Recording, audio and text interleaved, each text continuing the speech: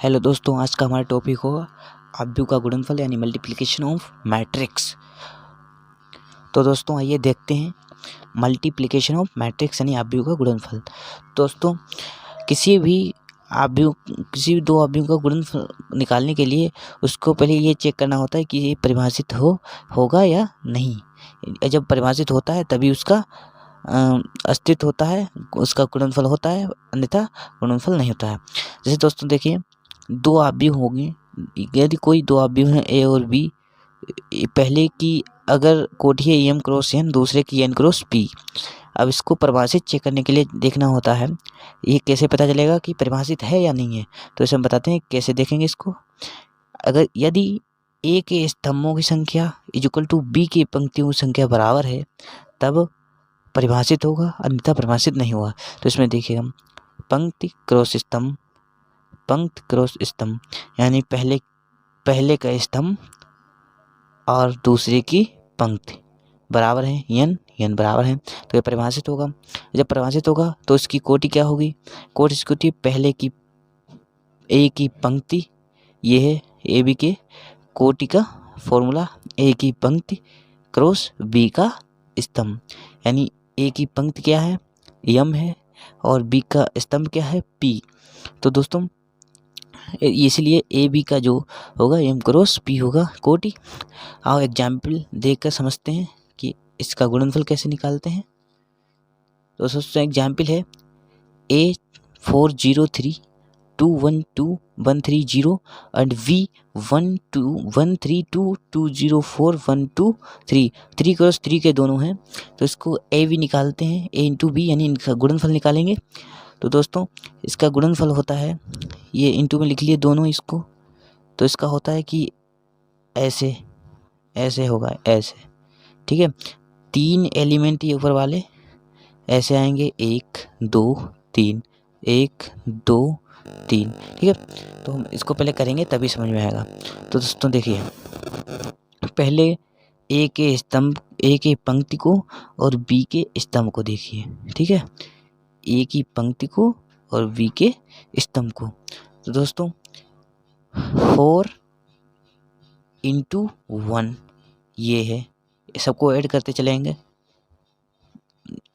Plus 0 into 2 plus 3 into 1, ठीक है। 4 into, अब पहले इसको पहले पंक्ति का पहले का प्रयोग होगा, इनका तीनों का होता चलेगा, तीनों एलिमेंट। फिर दूसरे स्तंभ को देखते हैं, 4 इंटू 3, 0 इंटू 0, 3 इंटू 2, ठीक है। अब 4 इंटू 2, 0 इंटू 4, 3 इंटू 3। उसके बाद ये जो है ये यहाँ तक तीनों हो गए। उसके बाद देखते हैं, अब दूसरी पंक्ति लेते हैं और इसके पहले स्तंभ से शुरू करते हैं। दूसरी पंक्ति 2 इंटू 1, 1 इंटू 2, 2 इंटू 1, ठीक है। उसके बाद दूसरा स्तंभ लेंगे, 2 इंटू 3, 2 इंटू 3, 2 इंटू 3। फिर उसके बाद 1 इंटू 0, 2 इंटू 2, ठीक है।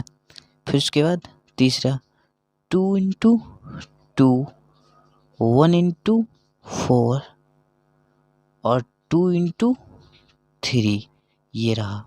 फिर तीसरी पंक्ति को लेंगे, तीसरी पंक्ति को लेंगे 1 into 1 plus 3 into 2 plus 0 into 1। फिर उसके बाद दूसरे स्तंभ को और 1 इंटू 3, 3 इंटू 0, 0 इंटू 2।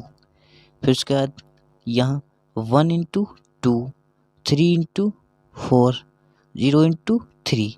ऐसे ही दोस्तों करेंगे। अब इसको हम थोड़ा सिंप्लीफाई करेंगे, 4 इंटू 4 4, फिर उसके बाद ये 0 आ जाएगा, ये 3 आ जाएगा, इनको सबको गुणा करके यहाँ इतना आ जाएगा, 430 12 06 at 09 222 6 04 446 1 plus 6 0 3 plus 6 0 0 2 plus 12 plus 0।